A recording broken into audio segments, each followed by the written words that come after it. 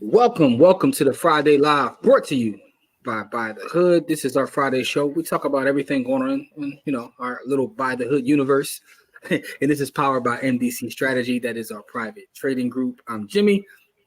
Got my brother Corey with me here. Listen, we got our sister here. The doctor's in the building. Dr. Chaz is finally What's joined. going on? Yeah. Wait for our folks to get here. We already got folks chiming in now. We got some, wait for some folks to get here live, as we do.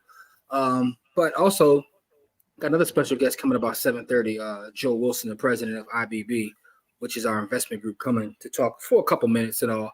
But we're gonna have a not a long show, a quick show, but not here for a long time, but for a good time, as Corey says. Shout out to everybody listening to this audio, which drops late this evening. After this show, I upload the audio to our podcast feed. So that's always dope because now we have audio listeners to our Friday live show. Also, shout out to everybody who tuned in for the first episode of Stack Sats or Die Trying, which dropped last Monday. That is our Bitcoin only exclusive show. So we are cranking out content and just having fun talking about the things we like to talk about. But we're excited, man. We got the Dr. Chaz in the building, man. She's a legend. But let me get to these comments, and then we're going to have some conversation about our main topic of the evening, which is co-signing for family members. This should be an interesting conversation. Let's see. Keep moving. I was talking about this with my sister about my credit is good and her credit is good, but she has a high credit limit on a credit card. So I asked her to put me as an authorized user for 3 months. That is a strategy that people use. So I can apply apply in credit and get high limits instead of low limits. All my cards put together are about a 5.5K limit. And keep it moving also adds in that I'm not running the play. Don't tell JT on him. I heard that. He's just trying to figure out a way to up his credit. So he's talking about our main topic is co-signing for family. Jose is in the building. Jose Sanchez, peace family. How are you? Pascal is also here.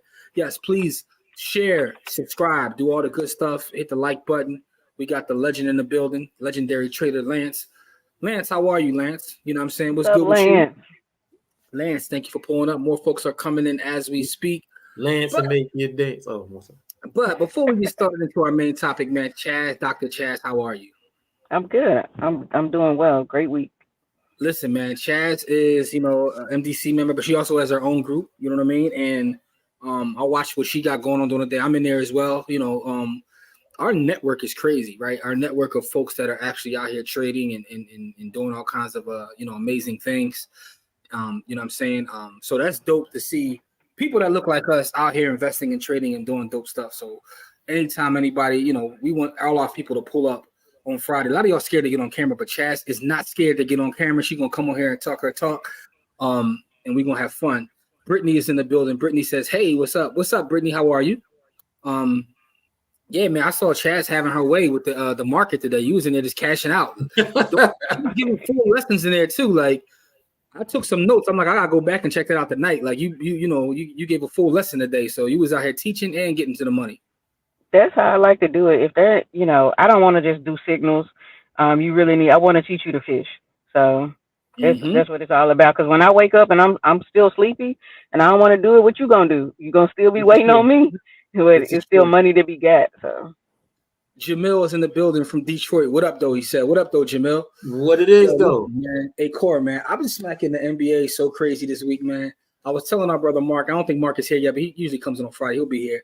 I'm getting ready to I was getting ready to change my username to Parlay Poppy because I'm going crazy right now, man. I smacked the NBA for something crazy this week, yo. I was like, either Parlay Poppy or they're going to have to start calling me Proposition Joe because I'm smacking these props like crazy. Whoa. You can't be props like crazy. Bro. I know we just did a show about gambling, but I can't even lie to you, bro. Like, I can't even lie to you. I say, yo, I'm about to put a feed in our circle. I'm just going to give out the plays I do, man. Like, not investment advice. I'm going. Crazy part is, and wait the Mark gets on. I know Mark get on. Like, I'm going to have him, vouch for me. I gave him a couple plays. He gave me a play. Me and Mark smacked a crazy parlay last night. You know what I'm saying? Jeremy Grant over as well as the parlay with Spider-Man over. We both smacked. Pause, and it was amazing.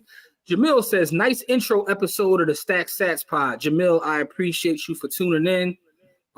Thank you for that. It'll get even better because I have funny thing is I had a couple people reach out to me about being guests. And so it's going to get better. A lot of information. There's always stuff happening in Bitcoin. Ants in the building, man. Parlay. Listen, man, I'm telling you, my new nickname is Parlay Poppy, man, because I'm I will never call you Poppy. Never.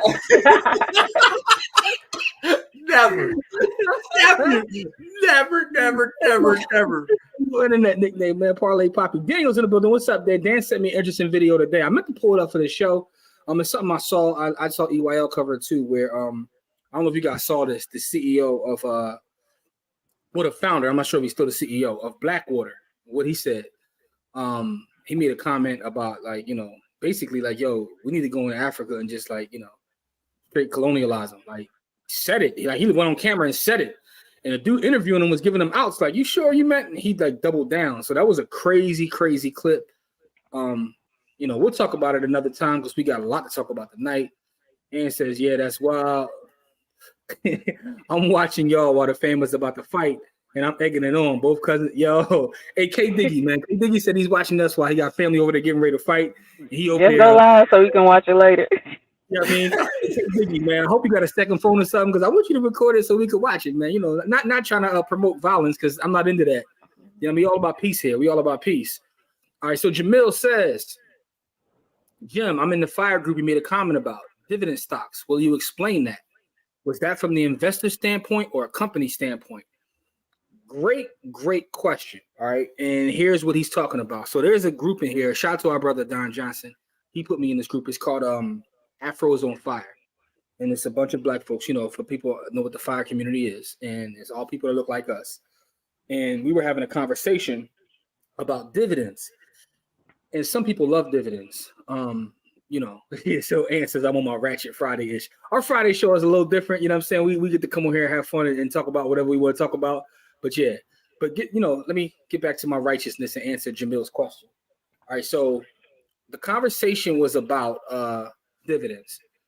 And some folks are just in love with dividends and they don't want to see any other way to invest because, they have this idea. What happens is they have an idea in their head of they look at the dividends that a company pays and they say, if I get X amount of money, I know this pays 4 or 5% dividend and I can just live off this, right? That's a paradigm that people have had for years.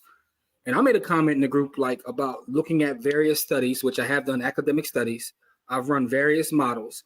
And I know that over like the last decade or so, dividend investing just didn't make sense, right? So even if you have a high dividend company that's paying you dividends, most people don't understand that pulling a dividend is just devaluing the company. When a dividend is paid out, that money that's paid out devalues that company. And we're living in a time now where growth is so fast and is moving at such a rapid pace that you're better off investing in a company that doesn't pay a dividend but has high growth. So let me ask you this question. By both Chaz and Corey, you guys are investors. Over the last 10 years, would you have rather owned, let's say, a high dividend company, Coca-Cola? Would you rather have owned Coca-Cola or NVIDIA? NVIDIA.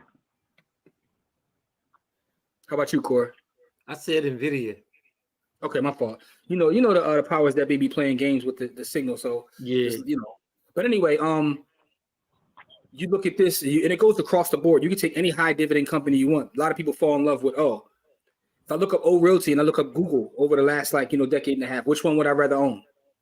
If I look at any super growth company, specifically Amazon versus your favorite company, right? So when you look at the S&P 500, it's dominated by tech. Tech is carrying the entire the entire basket of companies, and that growth is happening at a point where it just makes more mathematical sense to have growth. The way that the markets change over time. Dividend investing in 1960 is something different than investing in 2024. But so many people fall in love with dividends that they don't even see the other side and they never do the math. So I just think that I was bringing that up and just sharing my experience with that. But the two best dividend stocks on the market, you have to be careful with chasing dividends because a lot of people chase dividends. The two best dividends markets, the two best dividend stocks on the market are Apple and Microsoft, but they don't pay a high dividend.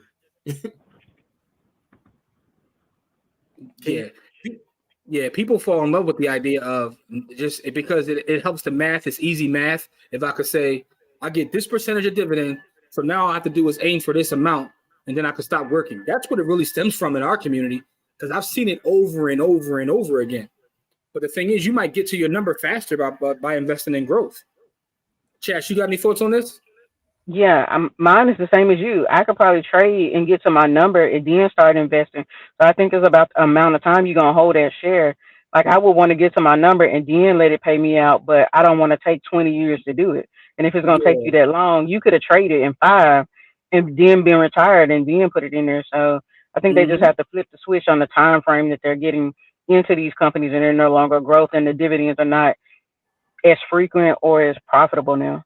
And I think they're gonna go away with them. A lot of companies just pull back. And that's the other part too, right? So, but let's just say someone says, "Look, I don't want to trade.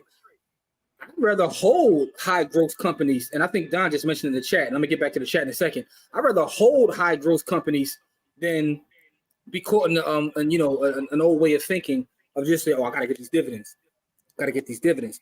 I was reading a book one time, and I never verified this, but they said that when John D. Rockefeller was alive and allowing people to invest in Standard Oil before the government clapped them all up, they was paying something like a 30-something% dividend, right? Because they was raking in so much dough that the people that invested with him, he was paying them out crazy amounts of money, right? But that's a whole different time. You're not getting that now. And he had, the biggest company in the world. So the biggest companies in the world are reinvesting the dividends. And from a valuation standpoint, is it more valuable for you to give me a little 3% dividend, or for you to take that capital and do a share buyback? If you do a share buyback, I get more value. Apple does both though. So which makes that's why Apple is one. That's because Apple's printing so much money. They're like, yo, we can give a small dividend and do a buyback. But which makes the dividend work even better because now you have more shares. So yeah. So that Apple is like a case to itself, because most people don't consider Apple a dividend company because the dividend is so low in comparison, right? But they don't understand. But the buybacks and the shares, like if you had bought one share of Apple at any point before 2006, right now you'd be sitting on like 5,000 shares. No, I understand what you're saying, but I mean it's kind of what Facebook is setting themselves up. They paid a small dividend now. They're setting themselves up for that same play. But so Jamil, I hope that added more context to it, and we could probably do a whole show just on that and looking at the math of that. But that's kind of what it comes down to. That's Aunt telling me I was on my Ratchet Friday. Yeah, man. Parlay Poppy's out of control. Cookie says, "Good evening. What's up, Cookie?" Keep it moving. Says Chaz. That's right. Chaz is in the building with us. And says, "I just bought some data center REITs in SCHD today." People love that play, the Schwab joint. So that's why aristocrats are stagnant in appreciation, is a question from Jamil. Look at the appreciation of things that the companies that are considered dividend aristocrats. Look at their appreciation and look at the counterparts, within the S&P, and then just answer the question. And you can do this over time. Which one would you have had more money if you held? Don says, what about these high growth companies that also pay dividends? Apple, Microsoft, Facebook, Nvidia, how do they fit in? So the funny thing is, Corey brought it up. I don't even really consider them dividend payers per se. To me, that's just a little small bonus because the dividend is so small, but they're still focused on growth, which is a good thing overall for a shareholder. Tanelia is in the building. What's up, Tanelia? How do y'all feel about the Facebook stock after the dividend announcement? I mean, Mark is out here putting in work and clapping at folks, man. So Mark clapping at the Apple Vision Pro the other day. Like, Mark is a tyrant, yo. He is. Like, I didn't know when they went public and I watched him. I didn't realize, like, you watch the movie and you see he's a little evil dude, but I didn't realize how much of a tyrant Mark is. I'm not saying that's a good thing. It's because he's part of the system, but he ain't gonna lose, yo. Nah, I don't know, man. There's companies he can lose against. Are they willing to play dirty like him? I think he'll pay to get them on board. I think Mark might hit up. He get on his group chat and hit up. He might get on WhatsApp and find some economic hitman. I think Mark play that way. That's just, I'm just, I think Mark play a different game, though. He play a whole different game than everybody else play. Yeah. Mark is a tyrant, yo. Shout out to Mark. My boy at Amazon was similar. Yo, the crazy part about Bezos is Bezos gets this like reputation as being evil and all that, but boy barely talk. Now living his life. Now, He living his life. But even before, he never was in front of the camera, boy. man, my man used to What's split good? companies in half, bro. Shottown is in the building. We got Adrian. She says, "Hey, y'all, what's up, Adrian?" Lance says, "Also, think about the amount of stock you have to own to be able to live comfy off of that dividend income, and that's the other part." See, I told Mark, I was waiting for you to show up, Mark, because people didn't believe me, man. Mark, I told him I've been going crazy all week. I was getting ready to change my @ name to @Parlay Poppy. Mark says, "What up, people? What up, my betting partner?" Mark, I was telling him about the parlay we smacked last night. Pause. You know what I mean? Like, so Mark is in here to verify that we get busy. I don't just want to share screenshots. What's your take on Dave's take on overall Russell companies don't really offer growth? Okay. Shout out to Diamond Dave, man. So the Russell 2000, and he did do a video. I didn't watch the full video, so I got to watch it to get further context, but they don't really offer growth. I think that if we looked at the market and we're very honest, most companies don't offer growth, right? Yeah. A lot of times we've been carried by 15 companies for the last 10 years. 15 just said what I was going to say, right? Anytime you look at a sector or something and how it's moving, it's always a small group of companies that are carrying it. You got any thoughts on this, Chaz, about companies that offer growth? I watched it, and again, it's just all about if it's a startup. That's where you're going to get in and get the the most out of it. But they're going if they're going to flop or not. But the Russells, I got to do more research. Yeah. So shout out to Diamond Dave, man, because I told you Diamond Dave always has a perspective that makes me go research and think. So I got to definitely watch that video once we get off here. I say a blend between growth and a couple of dividend. Pascal, there's nothing wrong with that. And it's not that I'm anti-dividend if it's a strong company, but understand that you're not going to get a certain amount of growth, right?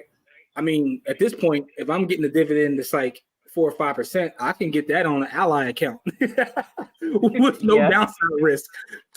Because some of these companies paying these high dividends aren't growing at all. I told Corey something a couple of weeks ago. Shout out to my brother Jose, who's in the building. I don't like to talk like this, but I had a crazy bag of Coca-Cola. I've been buying Coca-Cola since it's literally the first stock I ever bought. I sold all of it a little while ago, and I told Corey, see the face that Chaz made? Corey did the same thing. Crazy part is, since selling it, and it's been about a month or so, the money that I rebought, and Don gonna know what I'm talking about when I say this. I bought my Machine Gun Kelly thing with all my Coke bread. Money done went up already because Don know what I'm talking about, but I ain't gonna speak in my slang language. I'm gonna tell everybody, and I've been saying for a long time. One of my favorite ETFs is MGK. It's a Vanguard, growth ETF.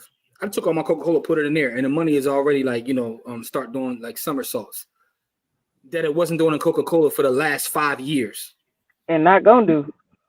You know what I'm saying? So it's like, what we talking about? But I don't have no problem with that. I have no problem with the combination. Like, they still fit in a certain portfolio, but I think that there's like a certain hype around them that doesn't exist when you do the math, right? It's a reason why when you look at Warren Buffett and income he's able to generate, his perspective is, and I've seen him say it several times, I can reinvest this money and make more for your portfolio than you can take in this little silly dividend, right? So would you rather me make our company worth more or take the dividend and maybe you'll rebuy some back or maybe you won't? So, we got a super chat. Appreciate that. Master IT Roadmap to Rewarding Tech Career. Make sure to check out the channel. We appreciate the super chat. Thank you so much. It's definitely appreciated. Much love to you. Pascal says Costco, right? So Costco still finds a way to be a growth company, right? You have to figure out where that fits within your analysis, right? Dave is in the building, so he went straight at apples, and Dave Foster is one of the top real estate agents in our city of Philadelphia. Shout to Dave. Yeah, he said he went straight at Apple. Yeah, Zuckerberg is evil, yo. Kev from Vegas is in the building. What up, Kev? What up? What's up? Pascal says Steve Jobs was bad too. Yeah, a lot of these tech dudes be low-key tyrants, yo. Not low-key. In the building. Tay Renee, what up, Tay? Bezos' wife with the fake commenting on Bezos' wife's boobs. I'm gonna leave that one alone. Kev says, I'm late. Who is your guest? Our guest is a legendary trader, someone in our community, an MDC member, just an overall boss, which is Dr. Chaz. Dr. Chaz generally is in the chat. You see her with us on Friday. She pulled up to have a conversation with us. We're gonna talk about our main topic in a second. She's my neighbor too. She down right. Texas in the building. Yeah. I gotta come down there and see y'all, man. We gotta come down Come there. on. Come on, Jimmy. We need a meetup. Yo, the turkey leg hut, they didn't shut that down. I was trying to like see if I could meet up there to go to a black-owned business, but they got all they put no, It was hype. It was hype. it was hype. Okay.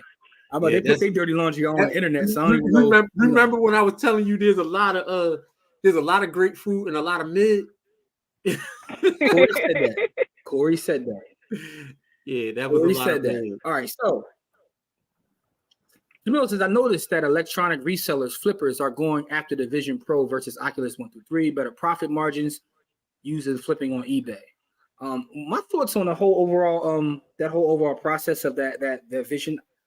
I was one of the nerds that had Google Glass, and it was so far ahead of its time. But I think that this is the first rendition. But as they improve that, did either one of you guys see the Oculus thing yesterday? The Oculus conference when they showed their new products? Nah, not interested. All right, so Oculus shared their new products. Not Oculus. I'm sorry, not Oculus. Chat GPT. What's their parent company? Google, Microsoft. No, not Microsoft. What's the other company that does Chat GPT? Somebody in the chat help me. Microsoft is the one that funded them. But what's the company that does Chat GPT? Somebody in the chat gonna know what I'm talking about. We're gonna bring on Joe Wilson in a second. What's up, Joel? What it is though, Joel? Can you hear us, Joel? Yeah, I can hear you good. Can you hear me? Yeah. We're gonna have Joel talk about investment clubs and kind of what we got coming up. But OpenAI, I'm sorry, I couldn't think of the name. So OpenAI had a conference yesterday. I don't know how many of you guys have seen it, but they showed their new product, which is to me is going to be just as revolutionary as Chat GPT was to the consumer. But it's video, where you write a prompt and it creates a video for you. And when I say a video for you, I'm not talking about the old stuff we've seen that AI does. It looked like a Hollywood film. And it's scary. And I'm thinking about that. And then I'm thinking about where we're going with the the Oculus and the Vision. And I'm like, the world is going to be filled with all kinds. Listen, I'm excited for that though, because that is an opportunity, right? Because what happens is the old guard had a stranglehold on that stuff. And right now, if you're a visionary, if you're somebody who is a creative, and you can get on the front end of that, you can change the whole way the system works. That's that right there. What they just gave people is an opportunity. So here's my only concern with that, Corey. You're not wrong. Yeah, you want tape delay, Jim. So here's my thought on that. I don't think you're wrong, right? And that project in software is called Sora. I'm sorry, it's called every time we ask someone on, sometimes it's StreamYard acts crazy. But it's called Sora, SORA is the new product. Corey, you're not wrong, but here's my one issue. How many of us are ready to take advantage of it? How many of us are proficient enough in technology to be on the other side as a producer? But my thing is, and that's part of our problem, and that's part of why we got work. But that's what I'm saying. It's an opportunity to get in front. It's an opportunity to get in front. Just like Bitcoin was an opportunity to get in front when we first brought it to the people in 2016, 2017. Like we opportunities to get in front are very, very few and far between. And when somebody is giving you an opportunity to get in front, you got to stand in front of it. Like you got to get into the front, and then you got to ride on the wave on the front instead of, because my thing is, once it's been like once the infrastructure is already built and the big companies get their hands on it and then they start moving it and manipulating it, you're going to pay the premium for them doing all of that market research and all of that stuff. So you're going to pay the super premium for that. So Bitcoin, go ahead. I was going to say, in the Bitcoin community, there's a saying that says you get Bitcoin at the price you deserve it, right? Which means that the longer it takes you to embrace it, you pay that price for it. It's a tax almost. The problem with that thought, and even with looking at the AI thing is, so it's early, but that means that only some of us will get it. By the time we see everything, it's almost already too late because we're not part of the infrastructure that builds anything in this country. Nothing. When you look at the data, when it talks about Black-owned businesses, we're so concentrated in certain things like social work and food services. Yeah, that we're always late to everything. So, Joe, we're going to talk about the event in a minute. Let me just catch up on these comments, and then we're going to bring Joel up and give him the floor. We got Dr. Chas with us as well. So, Crystal is in the building. What's up, Crystal? Yeah. We got the legend Jabbar in the building. Yo, Bar. What's up, Jabbar? All right. Crystal says, not it was hype. Yeah, a lot of stuff is hype out here, Crystal. Crystal said that the food north is better. I disagree. See? But I'm from the South. Like, South food is. It depends because I spend a lot of my time in both places because my dad is from Alabama and my mom is from, Philadelphia. So I spent a lot of time in both places, and I can tell you, it's really super dependent on where you go. Right, I agree. And most of the best food ain't in no restaurant.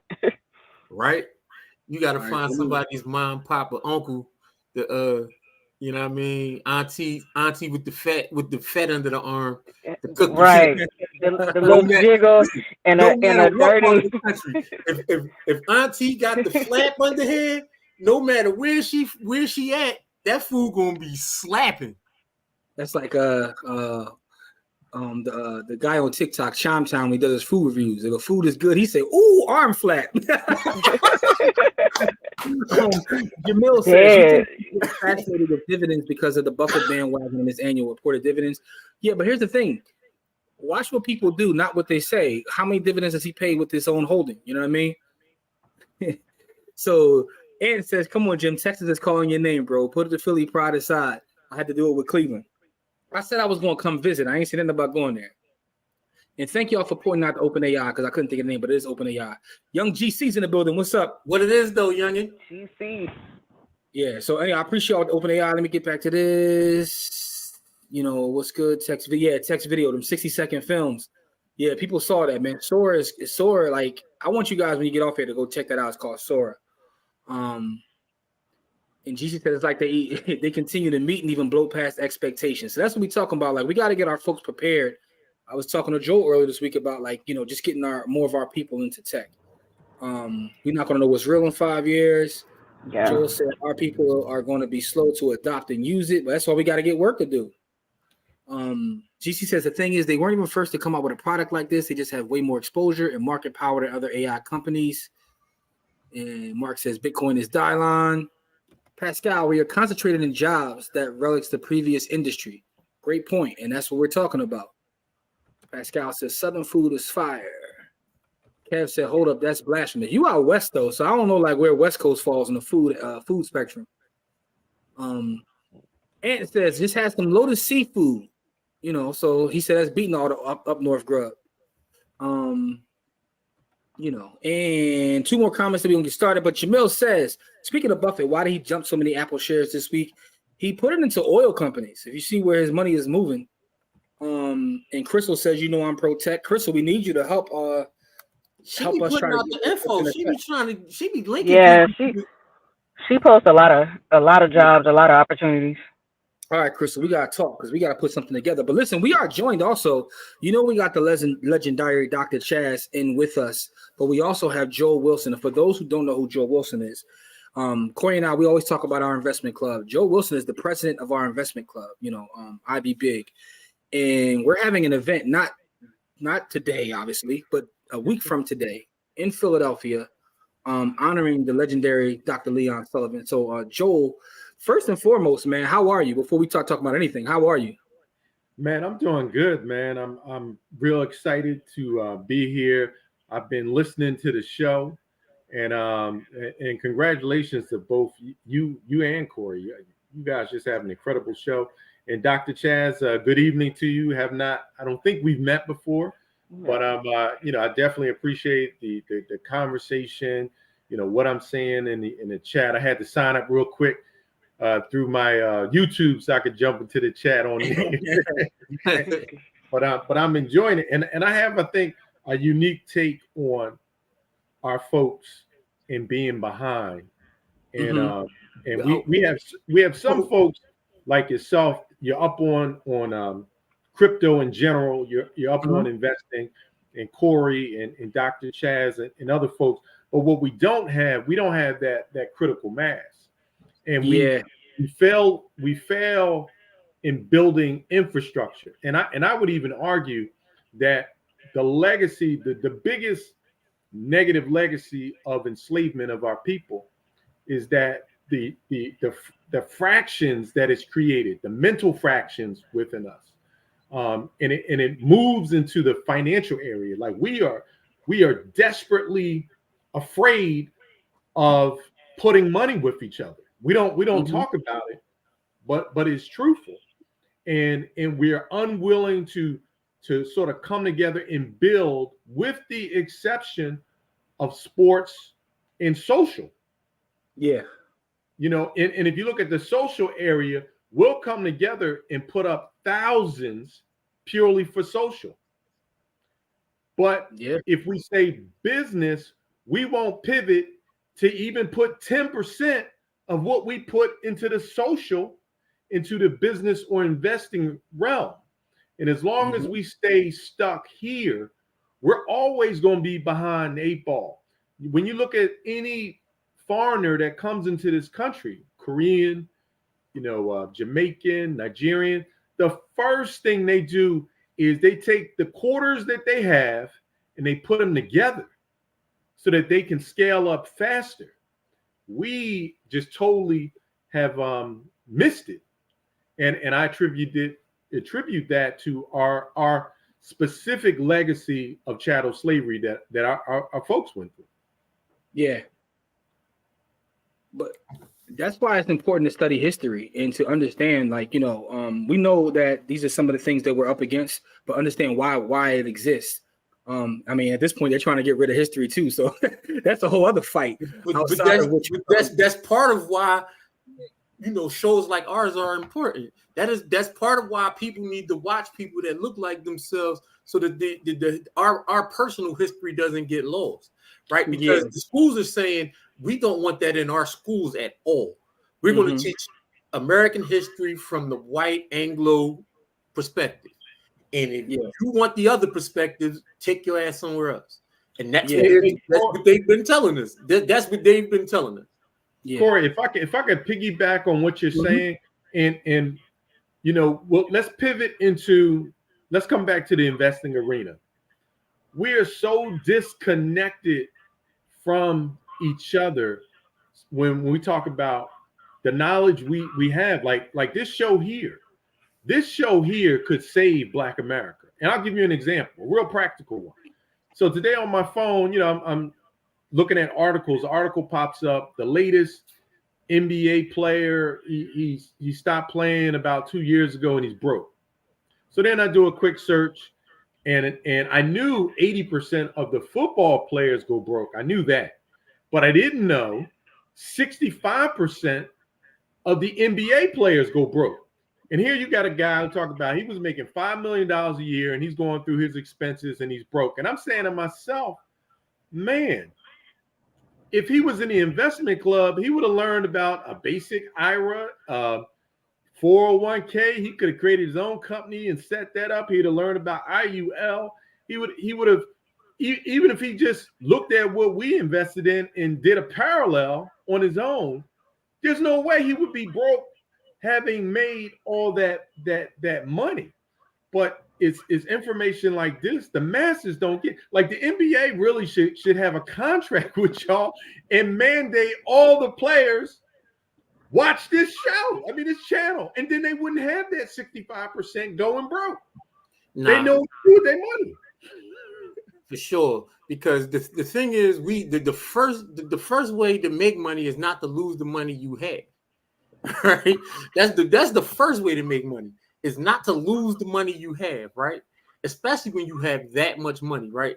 When you make enough money to cover, your basic expenses, your home, the bills in your home, the repairs and the stuff for your your kids and all of that stuff. When you make enough money to cover that, then it becomes about not losing the money that you have. right? Because at that point, you make so much money that if you don't lose it, you still will be so far ahead of everybody that you win, right? Once you get to the point where now you don't lose money, then you can get into the point where you start making money, right? So the first thing that we had to teach our athletes is not to lose money, right? Because they make so much money that if they don't lose nothing, they will still be set up for the rest of their lives. Rest of their life. So that's the first and foremost thing that we got to start teaching our people, our high net worth, high income, young people. You know what I mean? Like, don't lose the money. Forget making money. Don't lose the money. You know what I mean? Like, do whatever you got to do to not lose the money. Right? Tell people no. Let people be mad. Don't lose the money.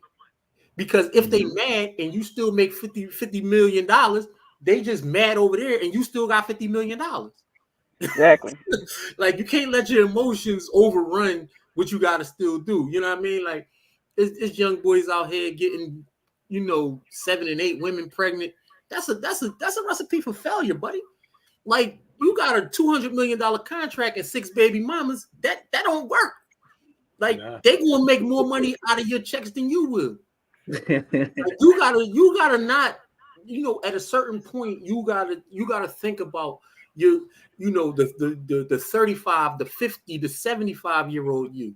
You know what I mean? Like, when you 23 and you got a $200 million contract, you're not thinking about the 75-year-old you. And that's the point that we need to make to them. Like, you got to think about because you done ran on a basketball court since you was 5 years old to the time you're 35. You done put them miles on your knees. When you get 75, you're not going to be able to work for the money. So you got to put that money up now. And that's what they're not understanding. Like, when you play a sport, you put your body through so much hell that you gotta take care of you for the rest of your life. Yeah, they need to front load their investments. Like, when you get that contract, you should, hopefully they've been going to your money camp when they were children, right. and their parents understand, but they front load those investments, front load some real estate that they're going to buy out, and you don't need to buy the biggest thing. You just need to have something decent that you can live in for some time. You can front load, putting some trust together that will pay the taxes perpetually. There's a bunch of different things you can do to safeguard your money from you, but they obviously don't know these things, and they're buying things that are just depreciating a bunch of cars. And I see some comments. I saw one comment in YouTube. Guy said he was a manager at Mercedes, and he would see the folks coming back trying to trade their cars in because the money ran out. So here's the thing, right? So the thing about a professional athlete is almost the opposite of every other industry, meaning that you get a majority of your wealth up front. So then by the time you become middle-aged, the money goes down. And in most careers, it actually works the other way. So by the time you have your highest earning years, you're somewhere else mentally, right? So I'm even careful to judge those athletes because I have friends who are professional athletes. And I think about, like, when you're 20, 23, a lot of us probably would have been, kind of reckless if you know what I mean? Like, Corey, raise your hand. I know, but what I'm saying is, the thing about it is, I think it's another piece of this too, which is culture and community. Because a lot of times when they get to that level, they want to run away from culture and community. So then when they do struggle, instead of having, somewhere to fall back on, we tend to laugh at them, right? Hey, you had the bag and you failed. Like, it's crazy. I mean, you see it all the time. But I mean, they have professionals that come and talk to them over and over and over again, but they don't really have control. So, I mean, that's an epidemic into itself. But here's what I will say. I do think it has gotten better over the years because now you see guys investing, you see guys putting money into venture capital, you see guys becoming a billionaire while they're playing. And it's almost like the generation before them had to fail for them to wake up and say, oh, what am I doing? So it has gotten better. It has gotten better, but there's still a lot of work to do. Yeah. I agree with you, Jimmy. Talk to us about what's going on, Joel. Well, the first thing I want to say is just that, IBB Investment Group LLC, we've actually hit our 5-year anniversary. and just really excited about that. When we started this journey back in 2019, and we started literally with five people who stepped up, put up, I think it was $200 a piece at the time, and decided that we were going to open this investment club. And we did not have everything figured out. You know, there was no history or track record we could look to in our community of successful investment clubs. You know, we could read about what Leon Sullivan had done starting back in the 60s, but you know, didn't have anything to fall back on. So we've we've grown, and we've grown in every aspect, from the five initial members to now we're about 35, 36 partners in the group.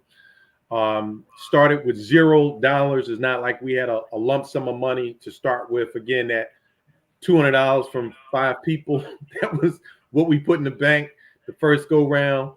And matter of fact, the incorporation papers, I paid for that out of my pocket and had to wait several months to get reimbursed for that. So, now we're, our assets, we're over 200,000.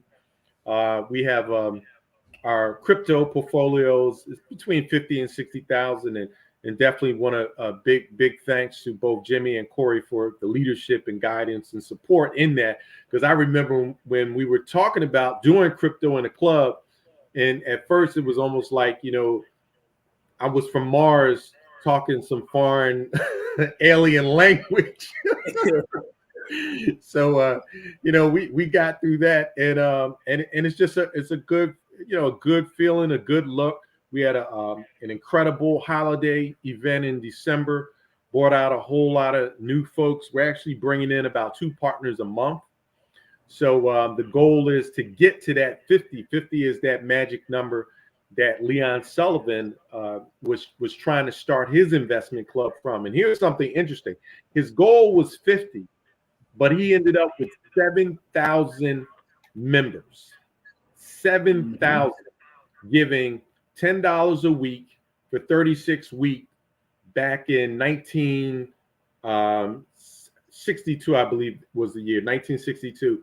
And if you do a quick Google, how much is that worth now? It translates to $100 a month. So it's like right now, 7,000 Black people giving $100 a month for 36 months. Just imagine with smart investing, MTG, a big part in Bitcoin and some other stuff. How much money could we generate? And then with that money, what are the things that we can do to help our own community? And so that's where we're trying to, help build this infrastructure out. Don't think we're going to get to 7,000. Matter of fact, our structure can't even hold 7,000. 100 is an LLC in PA. But just that concept, and we're moving there. And the goal for this year is we should at least hit $250,000 in 2024. So, for those that don't know, Dr. Reverend Leon Sullivan, it was called the 1036 plan, right? Where, one of the greatest things ever created. Yeah, the 1036 plan, and you guys can look this up. He got the 7,000 members, right? But yeah, I'm very proud, and we talk about it often on our Friday show. We talk about the fact that we have our all, and that's the other thing. All of our members of our club look like us, right? So this is us.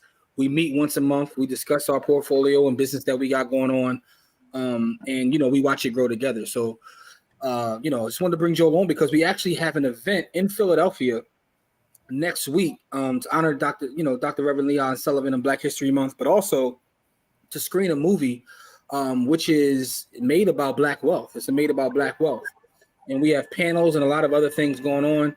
Let me share this with y'all because we got some powerful folks on panels, and I want to highlight this panelist right here. One of the most powerful panelists we're gonna have is this brother right here, right? So if nothing else, you got to come out on Friday to watch this brother right here talk, man. That dude right there is pretty decent. Man, if nothing else, come out, so to watch our panelists. But no, we definitely have a lot of great panelists. Let me share the link to the actual also the website, right? So I dropped it in the chat, Jimmy. You dropped it in the chat. All right, so it's in the chat. You know, it's $10, you know, to get in. And this is a community event, so just make sure you you know, look it up. The link is actually in the chat, so you know, make sure to check that out. So if you're in the area, will it be people? Will it be able to stream if they're not local? Do we have that capability set up, Joel? So we had it, and then our engineer is not going to be able to do it now. So if I can resolve it by Tuesday, we will have it again. So I'll keep you guys posted on our socials about whether that'll be available or not. But this will be a great event. This isn't no come here and get rich quick. This is us building, talking about issues, and coming up with solutions, because we're always solutions based. We're not going to sit up there and tell you about all the great things that happened in ancient Egypt and how smart we are, like some folks do. We're going to talk about actual, and that's no shots at nobody. We're going to talk at actual real life solutions, things that we are currently doing, things that we want to do, and, you know, some of the building that we have to do. You know what I mean? Chaz, we got to set up a chapter down there where you are in Texas, man. You know, Corey's already down there, man. We got to get some Texas folks, you know, locked into our investment group, man, you know, because we're about like building this thing nationally. There should be an IBB chapter. And by the way, for those who don't know, IBB stands for I Buy Black, right? So there should be an IBB chapter in every state. In my opinion. You know what I mean? So, all right, let's get that started, man. So, and again, this isn't no MLM, so we're not asking you to sell knives or legal plans or nothing like that. We're talking about no, I didn't pour no shots to nobody. I'm just being honest.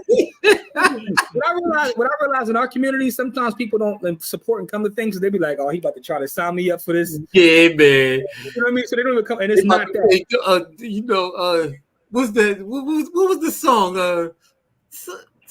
Something about the love train or something. Oh, Jamil know the song. The song they play. Ain't no stopping us now. That's the song. Now, yeah, they play that at every MLM meeting. But no, it's not that. You won't hear ain't no stopping us now. It's not that. This is us coming together to talk about collective ideas, solutions, and to talk about our investment club. And by the way, if anybody's interested in our investment club, you know, as long as you look like us, you know, no disrespect and no other culture, but we're trying to do something specifically. You know what I mean? Let me get some of these comments real fast, and then Joel, after that, I wanted to give you the floor to talk about the actual event. But Adrienne says that she follows women in Linux, and Tam talks a lot about how we need to pivot to STEM, the careers, the path, certifications. Okay, so, you know, she's talking about getting more of our folks into the STEM side of things. And Saint said West Coast food, except Kev, he talking about West Coast food. He said y'all West Coast food ain't like that. So Kev, you got to defend that or not. And Kev says, y'all do have an informative, entertaining show. Kev, I appreciate that. Thank you. Our Friday show is a lot more open and loose than like our regular podcast. We have fun because, you know, we do it live and a lot of our folks chime in. So we do try to have fun on Fridays. All right, Champ says facts. Queen says facts. That was in reference to Joel talking about some of the work that we have to do. Pascal says 100. That was also about Joel. Kev says, when I was a finance manager at Mercedes, ballers came through every week trying to sell their 5 cars back. Why do you need 5 cars? And that's exactly what Kev's next comment says. How many cars you need, B? All right. It says, including your kids, let them be made. Talking about Corey, talking about them athletes and their kids. So keep it moving. Puts up the, you know, gems when talking about when Joel was talking. It's all about your future self in reference to what Corey said. Rich says that you got to invest and look out for your future self. Yeah. You know, one of the things, I was having a conversation with one of my real estate partners today, and I was telling him that some of the best advice and most wisdom I got are from people that actually didn't succeed, right? I said, elders that I have that like really didn't, you know, achieve their full potential have the best advice. Because they know why they didn't get there. They know why they didn't, and they tell you about the mistakes. You got to like really, you know, get some wisdom. Listen to those folks. Yeah, man. Those folks got all the answers, literally. Because they failed. Yeah. They failed at so many things that they got all the answers. Yeah. So Kev says Earl Campbell comes to mind. Speaking about athletes, so Aaron approves loans. Shout out to Aaron, who's out here helping our folks get money, you know, to acquire property. So shout out to Aaron. Aaron says Black families have to partner with each other. It's non-negotiable at this point. Facts. Yeah, he said it's non-negotiable. So Pascal says athletes are just high-paid employees and people expect them to be great with money. However, look at people who work regular jobs and they don't save or invest. And that's kind of the point I was trying to make, Pascal, is this is why LeBron James is a great example, not just of an athlete, but as any employee. right? He's an employee that took his earned income while he was, making it, put it into other stuff, worked on his craft, became better at his job to get more money to put into other things to the point where now he's actually playing while, being worth $1 billion, right? That's how you take your earned income and put it to work for you. And Pascal said, it is a mindset. Everybody who's watching, please like, share, and subscribe. Please, pretty please. And Daniel says, congrats on our 5-year anniversary. Daniel, the thing about it is I'm very proud of that because, a lot of times you watch history and you see some of the organizations that were built and they'll have an impact, and we don't realize that it was over a short period of time, right? There are organizations that I study, I appreciate, and I love, and I look and say they still don't have a presence anywhere. So building institutions and building is, brick by brick is how you got to build it. You know what I mean? But it takes time and there's growing pains. Everything's not perfect, but as long as the mission is in the front, I think, it's great. Kev says, my grandma used to say, if you can't buy it twice, you can't afford it. Kev, you ain't here bugging. Kev says, when the blueprint gets lined up, it's a problem. Appreciate that, Kev. Yeah, I'll definitely be there. Speaking of Friday, is there one in NC? So right now, Crystal, we're one entity. And I would even say we have a location. A lot of our members are from Philly, but we have members from other places as well. We do have members from other places. Yep. So, if you're interested, hit us up. We'll show you, how you can get more information or join Brittany. Hey, Brittany. Kev says, with the multi-level. No, it's not Herbalife, Rick. We're not selling Herbalife. And it's not only for Philadelphians. And Kev says he's originally from Mississippi. Yeah, so Aaron says, y'all are spitting knowledge like Esco on verbal intercourse. That's right. Through the lights, cameras, and action, glamour, glitters, and gold. Kev says, all of my family have big bones. Kev is tripping. When I grew up in New Jersey, New York, they didn't even have rib. So Brent says, I'm interested in the investment club. All right, Brent. Brent's right here. You right in Mount Airy. So, shoot me a message right now, Brent. Shout out to Herbalife. As a matter of fact, hey Jimmy, I'm gonna drop my email in the chat. Yeah, so Joel's gonna drop his email in the chat if anybody's interested. So the Queen said she's interested as well. You can email Joel. Also, come out to the event, man. We having an event next Friday, right on Broad Street. So you in Philly, Brent, so you better be there. Right on Broad Street in Philadelphia. It's only $10. It's Friday and Saturday. It's actually a 2-day event, and we have a lot of speakers coming from all over the country. In fact, the brother who's showing the movie is called B1. He's out of Atlanta. Dr. Rick Mathis, and shout out to Dr. Rick Mathis for allowing us to screen his film and then have conversations around his film. So we'll be right on Broad Street. So Brent said he's coming out. All right. And Jimmy, let me add this too. So the Reverend Dr. Leon Sullivan, who created the 1036 plan, he actually launched about 10 different institutions in the city of Philadelphia. Yep. Many of which are still there. So if anyone has ever heard of OIC comes from Leon Sullivan, and that's probably the largest entity that's still around. They're in several major cities.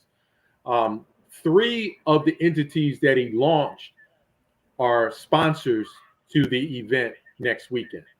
So that's Progress Plaza. Progress Plaza is the very first Black-owned shopping, like block-long shopping district in the country. So, they built that. They're a sponsor. There's another, they have an investment arm, Progress Investments Associates. They're a sponsor. And then Leon Sullivan Charitable Trust that owns the very large office complex, which is across the street from Progress Plaza. They're going to be, they're a sponsor. As a matter of fact, the chair, Miss Mabel Wellborn, is actually going to be speaking on Saturday morning. There's going to be a short screening on a film on Leon Sullivan, and then she's going to give her firsthand account history of being with him, because she was actually a secretary when he was a young adult, actually writing out the stock. When people would buy stock in the company, she's the one that was filling the paperwork out, sending them out to folks. So she just has such a broad history. When he was doing the big summits in Africa, She was one of the key administrators pulling that together. So it's going to be a great time. So I definitely would encourage anyone who's in Philly, if you can make it to Philly on the weekend, you want to come up and check it out. One of our unique vendors who's going to be there on Saturday is a young guy. He has a record exchange shop. So folks who are into jazz, he's got over 3,000 jazz vinyls. Plus he has vintage clothing. So he's going to be there set up. And it's just going to be a phenomenal event. Another one of our very first sponsor that stepped up is actually a Black business owner in the city. All of our sponsors are Black companies. So all of our sponsors are Black companies. So Eatable Delights Catering, very first company that stepped up to be a platinum sponsor at that. And they've been catering in the city for over 25 years. So it just has a great, a great feel to it. And like Jimmy said, there's no MLM marketing. There's no scammers. There's none of that. I've had people reach out to me with that, and they've been blocked. I've actually curated the list of panelists. Jimmy is one of them. Everyone is just, has high integrity, a legit business person or legit in their area. Not everything is going to be financial. The film we're dealing with, the film is divided into 5 segments, and each segment has a question, a key question. Like the first question to ask is, when are Black people going to put Black people first? And so we're going to have folks that can speak to that authentically. And so when we get to the second segment, which is on the media, the impact that media has on the Black community, we have a gentleman. We actually have a local hip hop artist, a conscious hip hop artist out of Philly.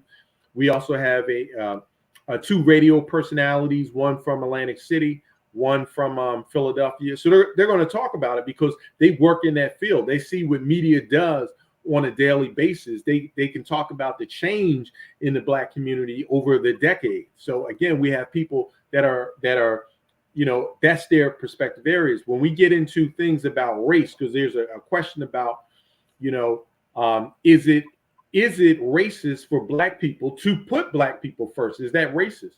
Well, we actually have a gentleman who is the director of social studies for the Philadelphia School District. So he's going to talk about it. So this gentleman, his charge is to make sure that the curriculum's in place for all the schools, K-12 in the Philadelphia School District, and the teachers have the proper professional development. So we're going to get his perspective on this because he's dealing with it on a, he's in the trenches on a day-to-day basis dealing with this. In addition to his role at the school district, he's an adjunct professor at the University of Pennsylvania. So we have some powerhouse folks that's here going to be sharing information, and we're building a network. See, one of the key things from this is that many times when we come together and we have that energy, we don't build anything from it. So here we come together, we have that energy. There's an opportunity for those folks. They can join this investment club. If we want to make change, each partner we bring in, that increases our capacity to buy stock, to buy and to do more for the community. And you're building out a bigger network. So if you have your own business, you can do your own thing, and I'm looking for that service, I'm going to come into the network first, right? Exactly. That's just what it is, man. So, man, great stuff. So Brent, I'm gonna hold you to that. He said he's stopping by. Kev said, "Is 1036 plan in a book?" Yes. I got the book. Brother Bill. It's called Bill Brother Bill. It's hard to find, but I do have a copy. I'm never selling it. I've seen people sell for several $100, but it's called Bill Brother Bill by Leon Sullivan. So look that up. They actually maintain copies at the trust. So I will actually ask them if they can bring out a few copies for sale, but they do maintain copies there. All right, Kev, send me a Cash App. I got you, Kev. I know you on the West Coast. Or, Kev got money, man. Fly into the event. Brent says Progress Plaza is big down Temple. Yes, it is. So that's the other thing. People don't realize that Progress Plaza was created and is owned by our folks. There's a shopping center right there. That's right on Broad Street. So you see that market there. All the different businesses in there. That's us, right? So and one last shout out, if for those folks who do come up, You want to go in the marketplace and you want to go into a little pizza shop. It's called Little Trent. Pizzas and their steaks, incredible. I had a turkey pepperoni pizza last week. Joe, I ain't gonna hold you. Monica was laughing at me. I saw your post, and I was like, I ain't going out. I went right to DoorDash and got me a little turkey pepperoni joint. So, shout to Little Trent. Okay. Yeah, it was based on Joe's post. So they owe you a commission, man. So Champ says, how do you get in the group? Champ, so Joe will drop his email in the chat. We also have a website too. But Champ, you got my contact. Hit me up and I can, get you in touch with Joe. Joe is our president. We have a whole system set up now. We have a treasurer, secretaries, like we have an onboarding, person that handles onboarding. So we've built out a system. But Corey and us are just conduits to the group, and it's just everything is transparent. That's one of the beautiful things that allow us to build the way we've been able to build. Because it's going to be only a matter of years, a couple of years before we are $1 million group, and that's going to be powerful in itself. And what has allowed us I was having this conversation with Diamond Dave a couple of weeks ago. He said, what do you think is the secret? And I said, transparency. Yep. Historically speaking, we haven't trusted each other enough, but all of our holdings and everything, everybody has a login access. And we found systems that enable us to work. My iClub, as an example, is a software system is built for investment groups. So we found the tools, we put that together and have made it work. Kahan, who's generally in our chat, he's a member of this. Latoya, who's generally in our chat, she's a member of the club, right? So we have people that you guys have seen and interacted with who are members of our club, myself, Corey. So it's a lot of us, man, but Hey, Jimmy, can I run off the quick list? This is the list that I've developed over the years in what has made our club successful. One day I plan to turn this into a book, but if I could just run a quick list. So sure. I'm going to start with integrity, unity. The unity is we have to have a mission based on the culture because that gives us cultural glue. You have to have faith, sacrifice. People have to be willing to put up their intellectual property so that we can grow. You have to have technical competence and processes. Communication.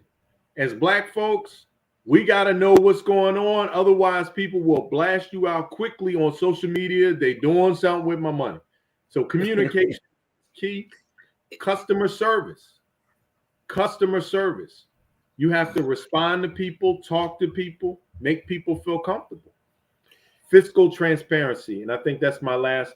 Board oversight. You must have board oversight. If you check some stuff right now on the internet, there's folks imploding. And one of the key things is they don't have board oversight. You can't have one person just being able to run amok and do whatever they want. Yeah. That didn't happen. And the last thing is management and structure agility. You must be able to change with the times because the structure you pick right now, it may not be viable 20 years from now. And that's one of the things that I've seen in institutions in Philly is that some of the structures they picked some time ago are having difficulty keeping up with the times. And so that's it. Yeah, all good stuff, man. And the thing I want to say about our investment club and about the people in our investment club is that we've had wins and losses. And when I say wins and losses, we've had some major wins and some terrible, terrible losses. But none of that has stopped us from succeeding. And that's the thing. When you win together and you lose together, it builds a certain kind of camaraderie that you don't get when you just bumping along, a bump in the log on a bump in the road. You know what I mean? And because we've won together and lost together, we understand what the temperament of the people are when they win and when they lose. And so you got to know who people are when they lose. And so I'm very, very comfortable with the people that we have as part of this investment club because I've seen them win and I've also seen them lose. And nobody goes off a cliff because of what Joel talked about is because we're transparent about everything that happens. And I think that's a beautiful thing, right? Speaking of that, I know Dr. Chaz is here. It's one of the things I like about Dr. Chaz, right? So for those who are just tuning in, we're joined by Joe Wilson, who's the president of Corey and I's Investment Club, IB Big Investment Group. as well as Dr. Chaz. Chaz is our sister. She's in our private group, and she has her own group as well. She's a master trader and investor. And one of the things, Chaz, I want to talk to you about, you're transparent about everything, wins and losses, right? And Yep. I think that's important. I hate these folks that only talk about the good and never can show you the bad, right? So I just want to ask you, like, let's see you down there. How do you feel about that? Because do you see it as well? You see some folks who only act like, and you're muted, by the way. Do you see folks that only act like, things work one way? I don't like it. It gives people hope. You gotta show. You gonna take an L. Like, I fell down the stairs the other week, and I'm like, I'm human. Like, is this? you gotta be real. Like, every day in life isn't just like a cakewalk. Like, you gonna take an L. I'll show that. Like, look, Wednesdays are my bad week. I'm red on some Wednesdays, and then I have a good straight of Wednesday. But again, it's to show people that every day won't be a win. But I get up and do this over and over. Like, it doesn't. So I'm just supposed to fall down and not get back up. Like, it just shows you the adversity of what you can do, that y'all are still here and striving. So that transparency is very important. Yeah, absolutely. Absolutely. Daniel says that he goes as far as he always roots for us, even on game shows. You like Issa Rae, man. I'm rooting for everybody black, huh? So Rock's in the bill. He said, I'm hitting y'all up. You got room for a grumpy old head. Rock, let's go. You could come join the party. Come on. Let's go. Rock's a good brother. So Kev says, without that list, success is hard. Pause. Yeah, that's a great list. Crystal's laughing at you falling out of steps, by the way, Chaz. I just want you to know that. Real. Wayne says, I just got my money from Celsius talking about it. God bless you. Shout out to you, man, because a lot of folks ain't get their bread. Yeah. I ain't had nothing in there, but I'm shipping. Listen, man. Yeah, you blessed, bro. Like, you might go. You play the lottery with that money, bro. Wayne, I don't get the parlay for you, man. It's All-Star break. Play a parlay. Joe, man, I appreciate it, man. We got one more thing we want to cover. Joe, if you got something to do, you can leave. You can stay around, but we got one more thing we want to go over before we get out of here. I can take one more. No, you can do whatever you want. You can stay around and hang with us. We're only gonna be here about a good 20 more minutes, but you whatever it is you want to say, go ahead. If you got to head out, that's fine. Whatever you want to say. Yeah, I thought you had a question. I say I'll take one more question, but if you don't have a question, I mean, that's it. I definitely. Yeah. All right. So Joe, I appreciate you, man. Thank you as always, man, for your time. I know time is very valuable. I'll see you next week. I'll be there both days, obviously. And we're going to have fun and we're going to build, and hopefully some people from our audience will come as well to see what we do and how we do it, man. But thanks for your time, brother.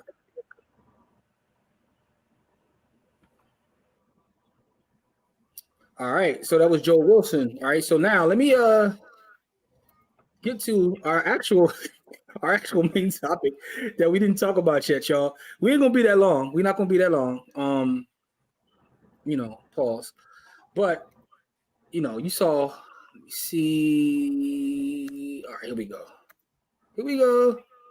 It's my little Dak Prescott thing. Here we go. Corey, tell me when you can see the screen. It's on there. All right, so this is from a post that was going around social media this week, and I saw it in various groups, and I saw it literally lead to arguments within said group. So I want to read this out to you guys and then have a quick conversation about it, right? It says, my wife's credit score dropped significantly from 711 to 540 because she co-signed for a car for her brother, which eventually got repossessed. When she asked me for advice before making this decision, I strongly advised against it, but she went ahead anyway. Fast forward 2 years later, and my wife needed a new car after the motor of her current one gave out. She wanted to purchase a brand new 2024 Camry. However, due to her low credit score, she was only approved for an older model 2021 Toyota Camry to be exact. Anyway, she was pissed because I wouldn't co-sign for her. Even though I have an 812 credit score and we've co-signed for each other in the past, I was showing her that she has to be held accountable for her poor decision. This led us both into another argument about our differences regarding how much risk is acceptable when helping family members financially by co-signing large purchases like cars. I told her that she was going to have to settle with her 2021 because she didn't take my advice initially. Was I wrong? Would you have given into helping her out? She told me that I was selfish, right? So that's the gist of it. And it says all comments are welcome. She told me that I was a selfish son of a witch. First of all, Okay, you got to go for a 2021 instead of a 2024. Like, really? Anyway, I'm gonna get so cool. I'm gonna let you go first, bro, because I don't want to be gun. I don't want to be out here. You know what I'm saying? Like Monty Ellis gunning and all that. So let's let Chaz. Chaz is our guest. Chaz is our sister. Chaz, I know you've seen that on the internet. So you start us off. What are your thoughts? And everybody in the chat as well. Let us know what you think about that. It's loaded. I think on both parts there was some miscommunications, or they could have communicated better. Because for me, it's a hard no to co-sign for anybody. I don't care who it is. So if my wife was to co-sign, like, and we had this conversation, and I already told her, I don't care who it is. It's no. So if she goes on and do that, and that is the repercussion, that is something she's gonna have to deal with as far as credit. But if she really wanted the 2024, I don't think it's like me to be a parental and teach her a lesson. If we are financially okay, it's not going to affect anything else we're going to do. We co-sign for it and get the car. But me and her, we co-sign for each other. It's just a done deal. But I think it depends on what kind of relationship you're in, what kind of standards y'all have, and if y'all had the conversation before. If he made that like a real hard no, then she should not have done the co-signing. And that's where she has to deal with what his decision is now, not to co-sign. But for me in my house, it's a no, we not co-signing. But if she wanted that car after she did, I probably still would co-sign for her and let her get the car that she wanted. It's not that big of a deal for us to have an argument about. Talking about, I'm gonna teach her a lesson. That kind of just verbiage sounded crazy. Yeah. I couldn't imagine saying that about my wife. Like, I'm gonna teach her a lesson. Damn. Yeah, no, that's not it. Corey, I'm gonna hold my thoughts off. Corey, you go next, bro. I'll say this. I'm dishing out assist today, man. If he told her at the time that if you do this, that it will have repercussions, and then that was the repercussion, I guess. You know what I mean? Like, Like, if you a person of your word and that's what you said, then that's what it is, right? Regardless of who it is, right? It is what it is, regardless of who it is, right? And so I'm hardline like that sometimes. Very, very, very, very, very, very not often, but once I get to that hardline point, there's nothing you can say to me that makes me move off whatever line I'm on. So all right. So here's what's interesting, right? A couple things that like bothered me reading that, which is why I wanted to bring it to the show. Is the 2021 really that much different than the 2024? Am I tripping, or is like, I understand you want the new car smell and all that, but dog, like, are you? It's not. We talking about it's not. We talking about a Camry, dog. And for me, 2020, I probably won't buy a brand new car again. Like, what's the difference? Like the depreciation. Yeah, if I get a low mileage, the car hasn't been used that much. 2021, 2024, it's not that big of a deal. Man, listen, it's only a few things I love in this world, and one of them is a paid off Toyota. You know what I'm saying? Like, so. I wish look. Let me turn my look. Listen, listen, I drive a Toyota. It's a paid off Toyota. I love my paid off Toyota. And I love it. So I mean, but first of all, the way he talked about I'm gonna teach her a lesson was kind of wild. Yeah, that was crazy. I understand his perspective, but here's the other thing, right? I think there's context to this too, right? So people in my family have asked me to co-sign. I haven't done it, but I'm gonna tell you why. None of my like little cousins or little nephew, anything that's like 16, 18 years old have asked me to co-sign. It's always somebody that's like 42 years old, 30 years old. If you need a co-signer and you're a grown-ass person, that tells you all I need to know right there. Why do you need a co-signer and you grown? You grown with 3 kids, you asked me to co-sign for you. Exactly. That shows enough right there. The fact that you need a co-signer means I'm probably gonna get burnt. Exactly. You gotta give it to them with no expectations, because if that's the case, you gotta have no expectations of getting anything good out of that. Like, you gotta be doing it straight from the strength. Bro, do you know how many times as a realtor, right? Someone comes to me looking to buy a property and they tell me their credit is great or whatever. And then we run their credit and they forgot that they co-signed for somebody and didn't even realize that person's not paying. So everything they did up to this point that they did for themselves, spot on. The one mistake they made was co-signing for a family member. I've seen it so many times, and it's like I've seen it actually rip families apart. So you got to be careful with that. But I thought that was an interesting post. Let's get to some of the comments, see what the folks think about this. Think about what we got going on here. Crystal said, I've been left Celsius in the wind. Wayne says, I was just in Houston at the Breakfast Club with that money I got back. Yo, I've been to that spot. I went to the Breakfast Club in Houston. One of the most underrated things about Houston that I enjoyed was the Buffalo Soldier Museum. I want to get that a shout out too. That's like underrated. Crystal says, speaking of losses and L's, Cisco laid off thousands yesterday. That's the ugly side of tech. Yeah, got to tell the ugly side. Lorraine says, the bottom line is this: never co-sign.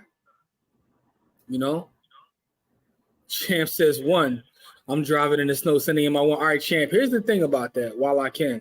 I got a new system I want to try today instead of the wheel and name, which is be much more faster and efficient. I'm about to break it out in a second. But Crystal says, first of all, new cars are a bad financial decision, in my opinion. Second, if she's bad with finances, she doesn't need a car payment, period. There you go.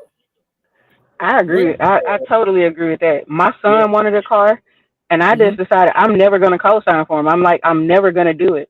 So we found him a car at the auction, paid for it in cash, and he was supposed to pay it back. What happened? He stopped paying. Yeah, he didn't pay all of it back. But had I co-signed, I'd be on the hook for more. But again, it's a lesson for him to learn. And again, for people, you ain't mess up my credit. No, that's actually a pretty brilliant idea, by the way. Right. You do it that way, where you're not putting yourself. You become the bank. You become the bank. I'm the bank, yeah. And because you're doing several things right there. You're protecting yourself from the cosign. You're also teaching him responsibility. And if he fails, you can hold it against him for the rest of his life. Rest of his life. And I'm a Leo, so I'm a little stubborn. So I'm like, I'm on his top. Boy, you bought that girl some flowers. You could have been paying that bill back. Y'all need a car. You buying roses and candy. Y'all need gas money and Ubers. Like, be real. Y'all heard that, yo? Dr. Chaz is petty. She put it out there. I am. So Kev said he was just about to hit you up, Chaz. Now you ain't gonna co-sign. So my mother said if they don't care about their own credit score, it makes you think they'll care about yours. It is true. Lorraine said that. They don't care about your credit score. They don't care about yours either. The way he said it seems to be the issue, not his decision. Yeah, Crystal, he was talking crazy. Yeah. Trying to teach her a lesson. He's got like a power tip, so it's not attractive. But that was her choice. Kev said 2021s didn't have the operational chips. Yeah, all right, whatever. Crystal says, the people in my life know not to ask me things like this. All right. Pascal giving us something to look at. PLTR, Palantir looks like it's trying to bull flag on the daily chart. Pascal, I will check that out. Go see Corey over there writing that down. I dropped that in the group. Like, that's like 2 weeks ago. No, like last week. So I got March contracts, 16, 17, 18. No, yeah. Some expired today and the rest of them in March. I'm going to look at that. I'm going to look that up. But by the way, that is not investment advice. At all. For informational purpose only. Chaz just showing what she saw on the chart. Pascal co-signing. Jamil says, consistently accumulating car notes will delay or eradicate retirement. If she blew her credit on a bold decision, I ain't risking mine. Why would I give you my strap if you blew all your bullets and missed the zombies when I'm the marksman? So Kev says, co-sign for 2 years and let them refinance. I ain't co-signing for no years. That's on them. Not one. Not a one. Crystal says, whatever you do, don't use your rent money. Shout out to my parlay brother Mark out there, man. I ain't got no parlays for y'all because the NBA is on hiatus. You know what I'm saying? But if y'all in the MDC, don't be surprised you start seeing me put, because I'm parlay Poppy now, y'all. I'm just letting y'all know that right now. No, if you calling him Poppy, you better be female. Parlay Poppy is in the building. All right. Definitely don't agree with how he handled the matter, but I agree with his decision, says Lorraine. Yeah, you got to be careful with that, man. So if we take nothing away from today, here's a couple things as I recap before we start to close out. Support Dr. Chaz. That's first and foremost, because Dr. Chaz is amazing. She's one of the best traders I know, and one of the best teachers too. So I want to make sure I give Chaz her flowers while she's here. Number two is support people that are actually doing work in the community, right? Support investment clubs. Like, even if you don't join ours, one thing we've done in the past is showing people how to start their own. You really don't need to start your own. We already have the infrastructure in place. But our thing is, it's not about hiding information. It's about sharing with everybody. So, look at this. Crystal says, "Wait, I've been hitting my parlays. Chastity got me on it. Oh, so Chas, you giving out parlay? You did in that group, by the way. I said I'm in a group, and the chick hit for 10K on a $25 parlay, but I wasn't in it.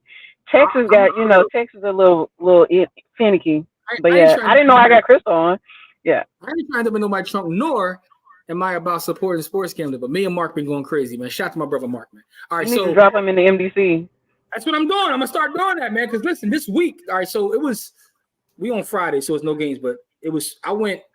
So Monday, I think 3-1, then like 3-0, then like 3-0, and then yesterday 2-0. Like just literally cooked.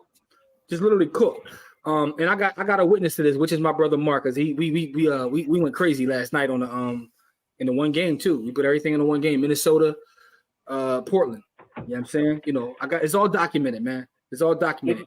If you throw a parlay in the investment club, everybody will show up. I see a lot of y'all be flaking out on Monday. We are live Monday at 7 p.m. I know a lot of people watch the replay because it's all available, but we live Monday 7 p.m. Tone been giving out so many bags. Tone and Pass have given out so many bags. Pass was giving out a seasonal play that hit for 500%. What was the play, Corey? Did you see it? It was the McDonald's play again? It wasn't McDonald's. It was Kraus. CRWD. But he gave it. I think it's been less than a couple months, up 500%. That's all in our circle. Tone gave out so many plays that I can't even name them all, like Home Depot, Goldman Sachs. Like Corey and I sat on a call 2 weeks ago and gave out Nike and Pepsi, and we both ran the bag up to the ceiling. So Pepsi was a killer. Yeah, Pepsi. Corey gave out Pepsi on Monday at 8 p.m. By Tuesday, it was 8 p.m., I'd like double my money. Mm-hmm.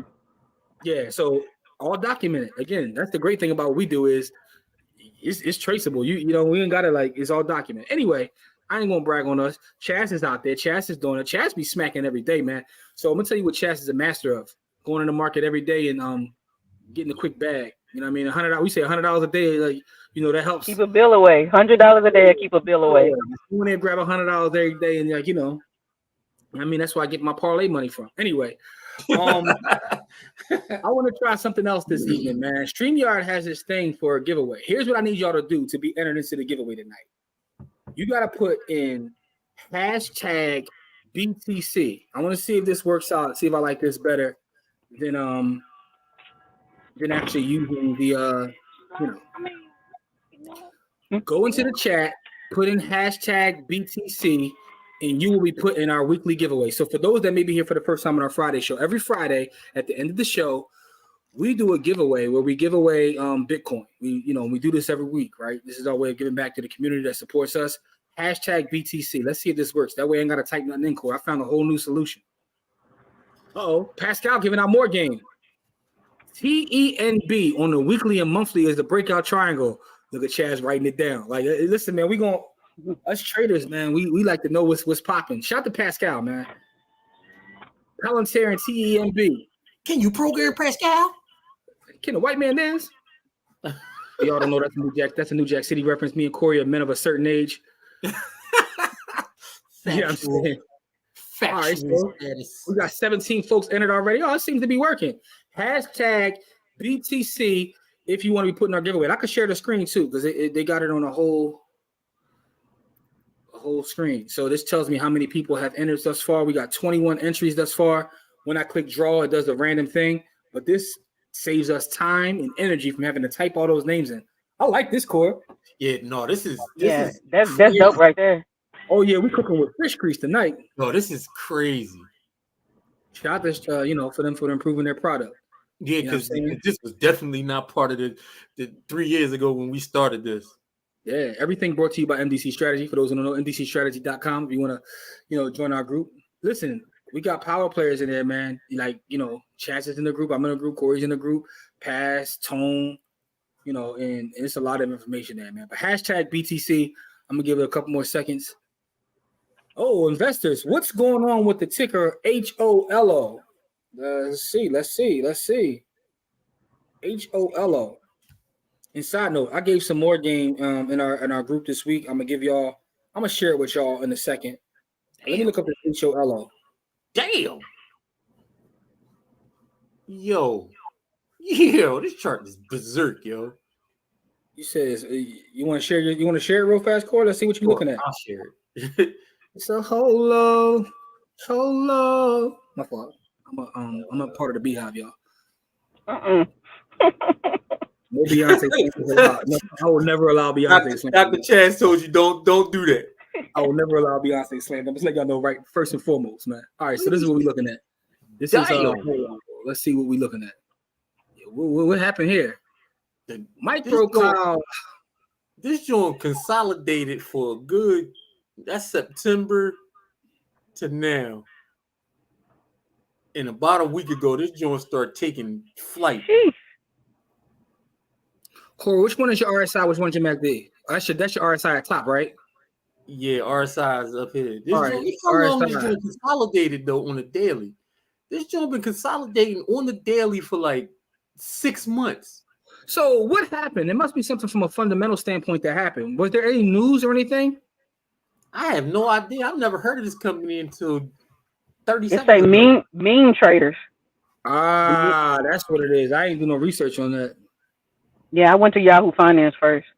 It said mean traders. Oh, okay. So they did that. All right. So I want puts. There you go. Because you know the establishment is about to go. Cash just gave the game away. Pascal, the link is now in the chat. Man, this joint took off. Ran off like the plug. It probably got one more run, and then I'll be looking at puts if the chain is good. Yeah. I'm gonna wait for a second. I ain't gonna let them get me hit me all crazy. If you put it on the 6 month, it's like right at a mid peak, and then there's another double top back there on the 6 month chart.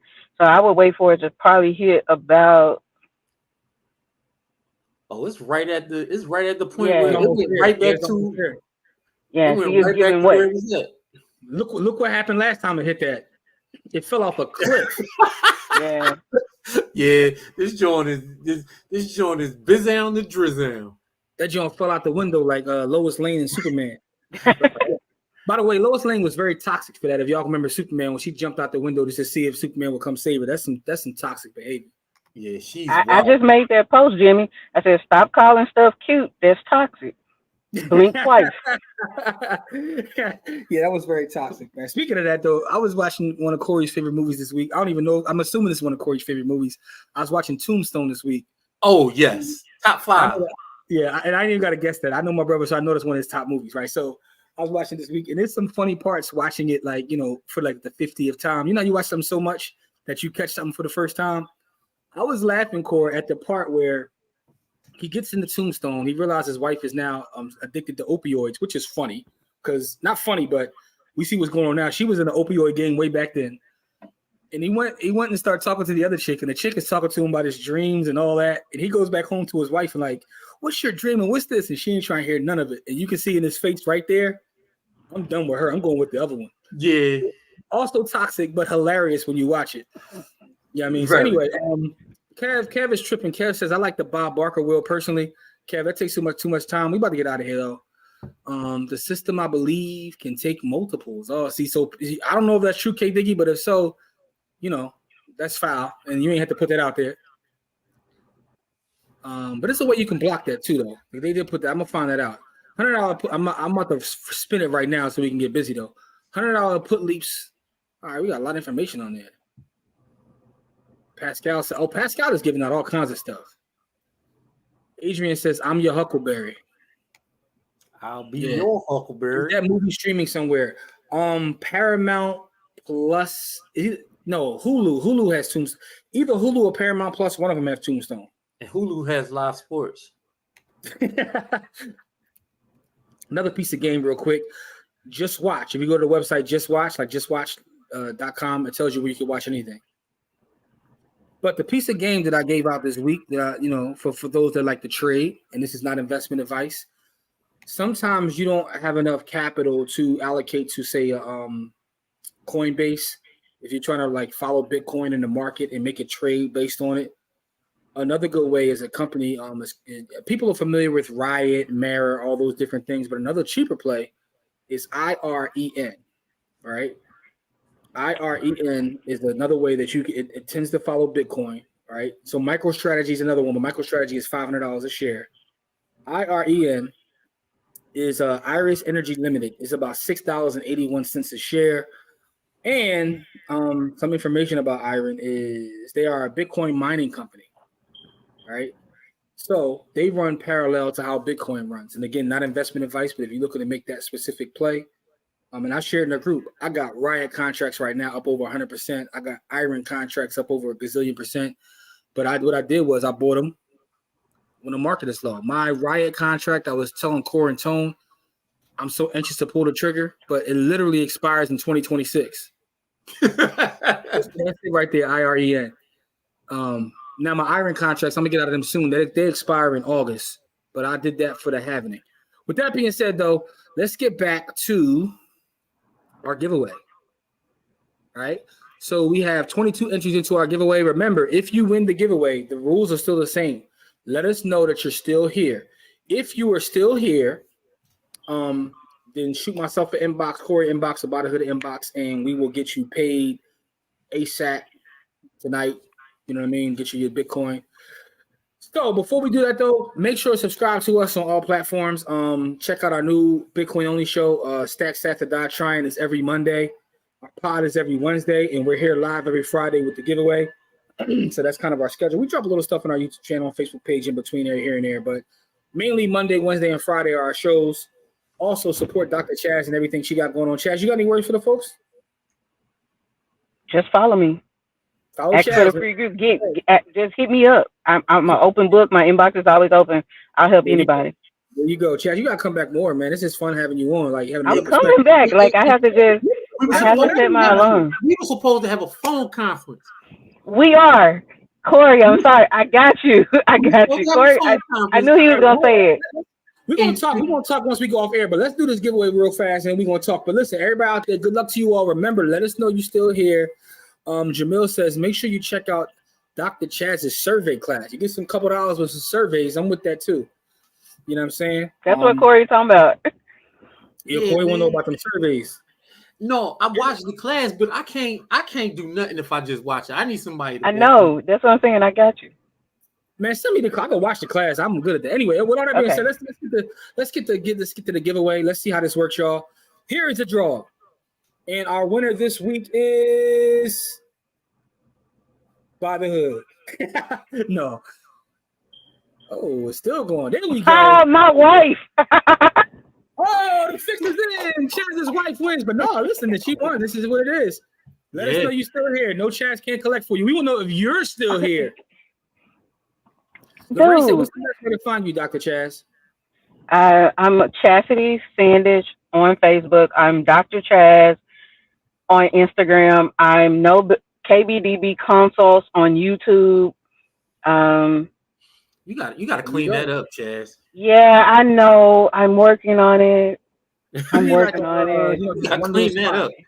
No, I gotta work on it. I'm working on it. Dr. Chaz. Just DRCHAZ? Yeah, I think so. I'm not on Instagram like that. Like, but you gotta have one central location for the folks to find you. Facebook is best. I got you. Let me see. Facebook is best. You. Yeah, that is it. How the hell did you get Dr. Chaz? No one had that. All right, so hit up because I'm me. There you go. Dr. Chaz, literally DRCHAZ on IG. That's it. And then what you do is you go on your IG and you put all your other stuff on IG, but you gotta have that one place. Okay. There you go. All right, so you are here. Chaz will show you. Chaz, shoot me a message, and one of y'all shoot me a message with your cash tag, and you will get paid. K Diggy says congratulations. Wayne says congratulations. Crystal said, Chaz, let's have a chat about branding. Angela okay, if you got time, thank you, Crystal. And Adrian says, I'm trying to do my best to stay away from Facebook. Adrian, I know you definitely fell off the earth on Facebook, but hit her up on IG, Dr. CHAZ. That's Dr. Chaz. You get all the other stuff from there, but that's our sister there. Or you can, Jamil says, everybody give you advice about get to one of them link.me pages. I'm gonna get one of them. I think Tyrone, he was like, do the other page, and I said I'm gonna do it, and I put it on the list and didn't do it. I'm gonna do it this weekend. There you go. That's what I got. If you go to my bio, I got like all my stuff on the link that I made, as well as By the Hook got one too. All right, y'all. Listen, we appreciate the support. Congratulations to the missus for winning tonight. I like that giveaway. And by the way, there is a way you could block people from putting their name in, multiple times. So I'm gonna, work on that. But I like the way that worked, so I didn't have to type all that stuff in. Everybody have a great weekend. Please stay safe. For those interested in the investment club or our event, please hit me up. Got you on that. We're gonna get this Bitcoin away. Monday, Wednesday, Friday, Stack Stats, our regular pod, and our Friday live. We'll be here next Friday. Chaz, you got an open door policy. You want to come back every Friday? I don't care.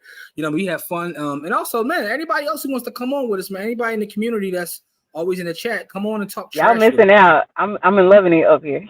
Man, Friday is not like our serious, like, man, we just up here talking. We out here shooting the wind, shooting the breeze. Yeah, man. But y'all have a great weekend, man. We appreciate the support. Don't forget to, like, follow, comment, do all the YouTubing and stuff. Don't co-sign for people that you ain't got no investment. Do not co-sign for your favorite. I co-sign for my son's college fund. Besides that, that's a little different though. Chad said she going at you. Listen. For him to not have debt, that's what I had to do. Listen, yeah. I respect that. If my son was Corey's son, I'd co-sign for his school. I like the way you phrase that. Corey's son is the young genius, yo. Corey's son is a young genius.